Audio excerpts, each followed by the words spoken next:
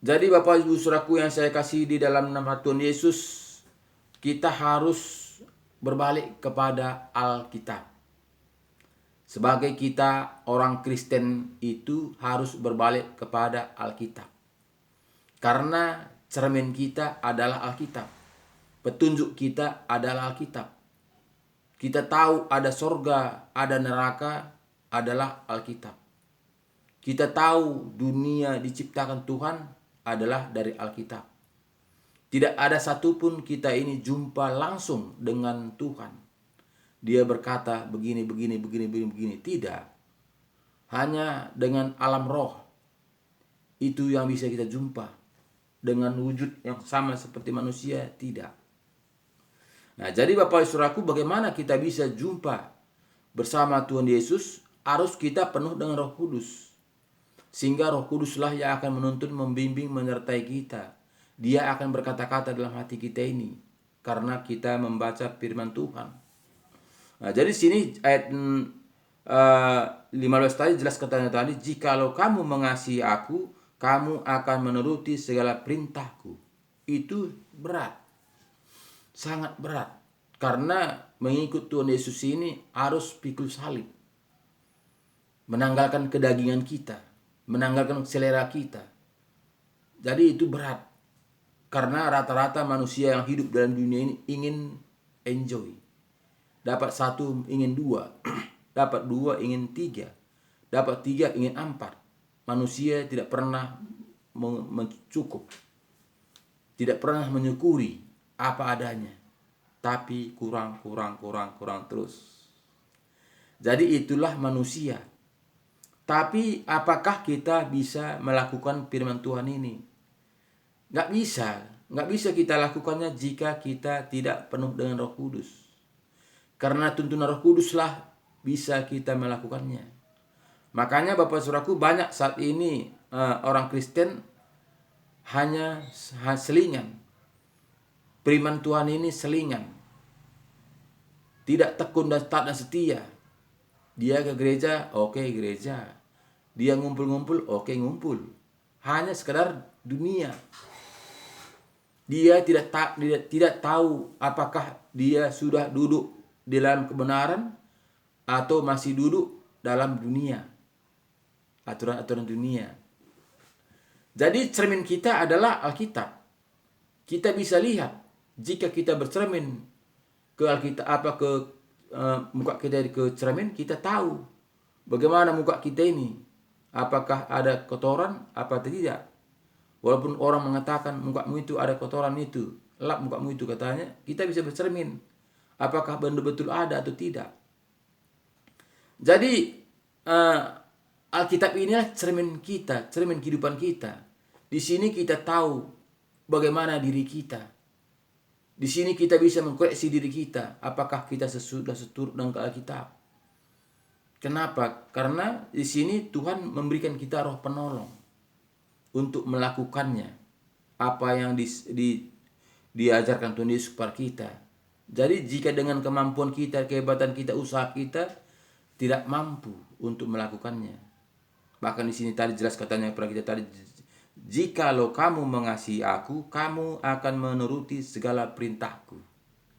Itu nggak ada yang mampu itu. Tapi jika Tuhan menuntun kita, Dia akan memberikan kita roh penolong. Dari situlah kita mampu. Di sini ayat 16 mengatakan, aku akan minta kepada Bapa dan Ia akan memberikan kepadamu seorang penolong yang lain supaya Ia menyertai kamu selama-lamanya. Nah, jadi ada roh penolong.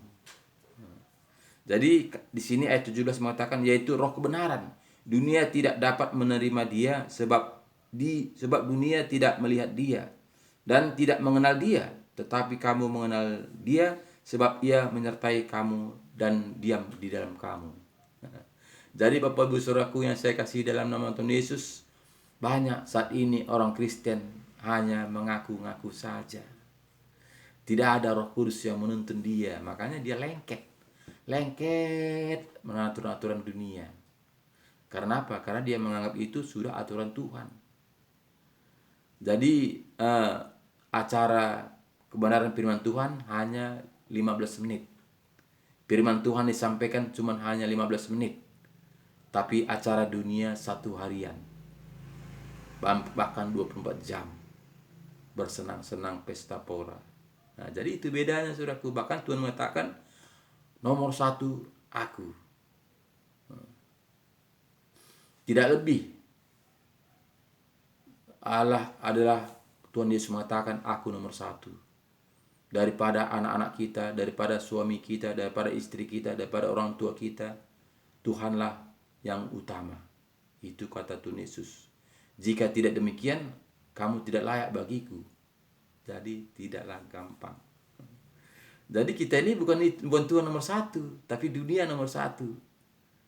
Tuhan Yesus cuma 15 menit, hanya profilnya, hanya luarnya saja, bahwa kita itu mengatakan Tuhan, tapi dalamnya sudah dunia. Jadi Bapak Ibu Saudaraku yang saya kasih dalam nama Tuhan Yesus, marilah kita kembali kepada Alkitab. Tidak ada pilihan lain. Jika kita larut mengikuti aturan-aturan dunia ini, tentu Tuhan mengatakan nanti, hanyalah kamu pembuat kejahatan, aku tidak kenal kamu.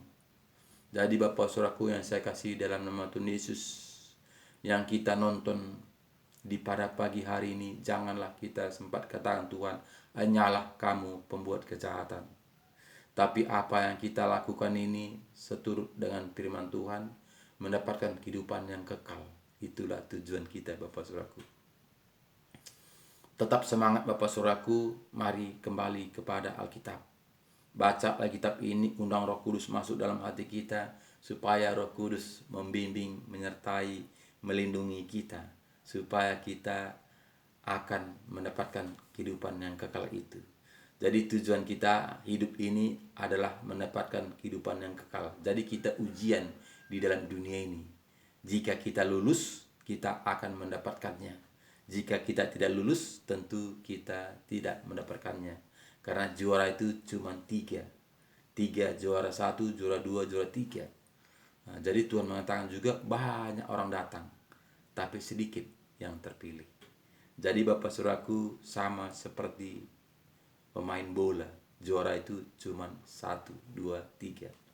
Jadi Bapak Ibu Saudaraku yang saya kasih dalam nama Tuhan Yesus, bagi kepada firman-firman kepada teman-teman kita, saudara kita, keluarga kita, supaya firman ini kita bisa mengerti, bisa kita menikmatinya, bagaimana jalan-jalannya Tuhan. Karena Tuhan mengatakan kasihilah sesama manusia seperti dirimu sendiri. Jadi kita Bapak Saudaraku, jangan firman Tuhan ini tinggal di dalam kita saja, tapi bagikanlah kepada keluarga kita, saudara kita, tetangga kita yang ada, nomorkan kontaknya kepada kita, supaya firman Tuhan ini tersebar seluruh dunia.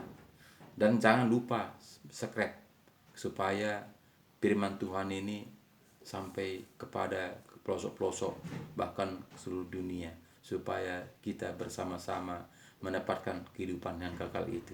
Tetap semangat, andalkan Tuhan, jaga kesehatan. Terima kasih banyak, Tuhan Yesus memberkati kita.